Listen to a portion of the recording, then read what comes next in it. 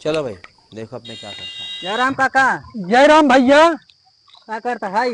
अरे भैया ये किसान मन ही यही हाँ और अनाज पैदा करे के है।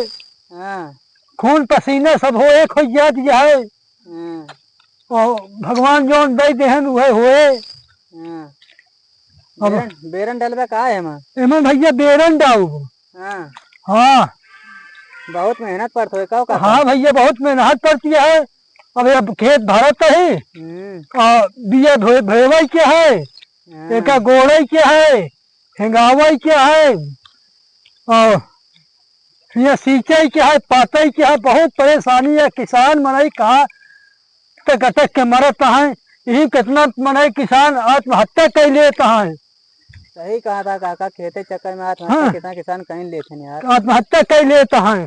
हाँ। यही पैदा हो कितना परेशान मनई किसान हो। वही में लील गा जानवरों छूट गया जानवरों है। परेशान करे यहाँ, लील गा परेशान करे यहाँ। हाँ।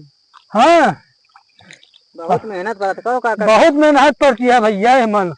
3-4 महीना मेहनत करे पड़ता तब जाकर अनाज पैदा हो तो 3-4 महीने भैया परेशान हो पड़ता है। हाँ। हाँ अबे हमें खुटियो उटियो बिन का। भैया खूटी बिनब, घास पात बिनब। हाँ। हाँ